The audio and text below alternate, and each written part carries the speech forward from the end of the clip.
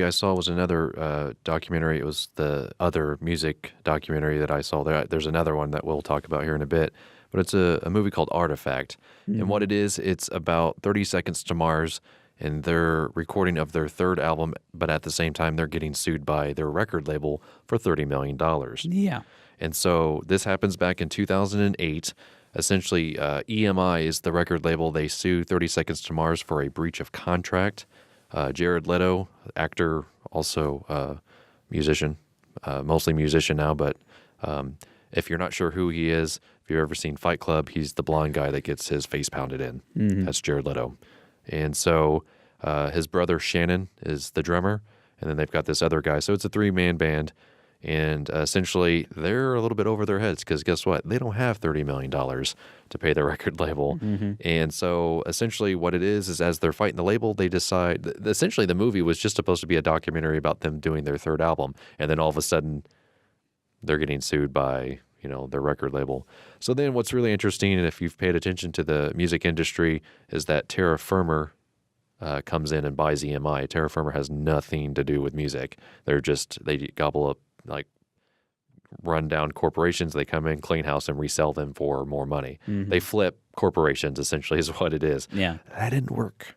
EMI no longer exists. If you want to do some more research, I'll do it for you. EMI got sold out to a bunch of other record labels. Yeah. They don't exist anymore, which is kind of interesting. And so what it is, you've got the pressure of them sort of trying to record their next album without a record label attached, without a record producer, or they have a record producer, but without a representative from the label coming in and being like, okay, where are you guys at?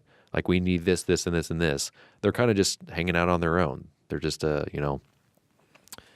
don't know, candle in the wind, you could say. Like, there's just nothing protecting them from not necessarily making a product that a record label could sell.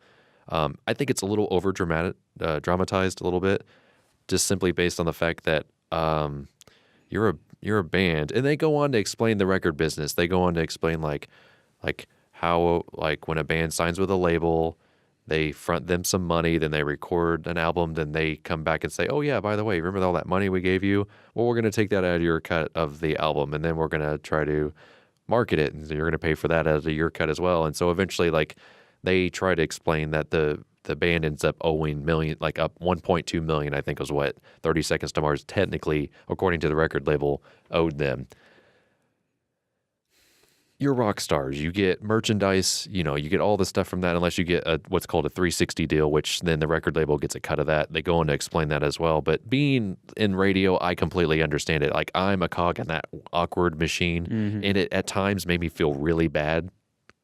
And there's a valid argument that, and it made me feel bad for buying music, in a sense. Like, I am a proprietor of music. I buy music. I have no problem doing that. But then I'm like, so I'm not paying the artist really at all? Like, that's kind of their argument. But then I'm like, surely they get some, it's like, you're rock stars. There are fringe benefits to being a rock star, right? And it's like, you seem to be doing okay, Jared Leto and your brother and the other guy. You guys seem to be doing okay for yourselves. You may not have money, but you've got things to show for your fame, So it's like, you're playing with that back and forth a little bit. But what's really interesting is that conflict pretty much either stalled this recording or actually fueled it at times. And the movie was directed by someone named Bartholomew Cubbins. If you've ever paid attention to Dr. Seuss, you know who that is. It's a character in Dr. Seuss because it was directed by Jared Leto. Okay. I did not realize that until after the movie. Thus, my sort of issues with this seems kind of one-sided. Yeah. Because the director was the artist in there. So I liked it. I thought it was way better than I thought it would be. It draws you in. I'm a fan of 30 Seconds to Mars, so that really helps. The music is heavily featured in the movie. But it was really interesting because essentially what they run into a conflict because they're filming this movie at the same time they're getting sued. So it's like, can they ever show this movie to anybody? Will EMI ever allow them to put this out? Because this was 5 years ago. Oh, wow. 2008. Wow. And so they actually have a new album coming out now. So their fourth album with the same record deal, I'm assuming, even though EMI sort of like collapsed. I'm assuming those artists got sort of divvied up and the contracts either got redone or not. But essentially it comes to a head where does EMI settle? Do they come down to 30 Seconds to Mars level and sign a new contract? Like stop suing them, or do 30 Seconds to Mars give in and give them what they want? I mean, there's a back and forth, and I kind of gave it away a little bit in a sense, but it's still, I think, worth checking out. And it brings up that argument because there's a brilliant line from there's concert footage at the very end, and Jared Leto asked the crowd, he's like, who out there has our new album, the third album? And everyone's like, yeah. And he's like, how many of you have downloaded it illegally? And everyone's like, yeah. It's the exact same like scream from everybody. And then you almost like, I almost felt like I heard a sigh from him on the microphone, like, oh gosh. But I think it does bring up that argument, like, why would people want to pay money for albums if these artists are getting mistreated by their record deals? I mean, Chester Bennington from Linkin Park's featured in the movie.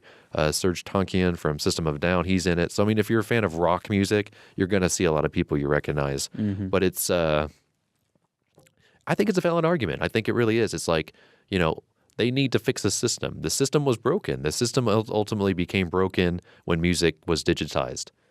Because you had, like, when you have a record, you had to go out and actually, like, if there was one song on an album, you had to go buy the whole album. Now you just buy that one song and that's it. And it's just like, yeah, that's kind of broken. Like, how is the artist getting paid for that? So it brings up a valid argument, but at the same time, there's no solution yet. So it's an ongoing conversation, and it goes very well with what we've already discussed in terms of the other movies at South by. So it goes along with the Pirate Bay, Downloaded. It's another argument to talk about. Yeah. So again, Artifact, you can check it out. Don't trust the director, though. He's sneaky. Yes.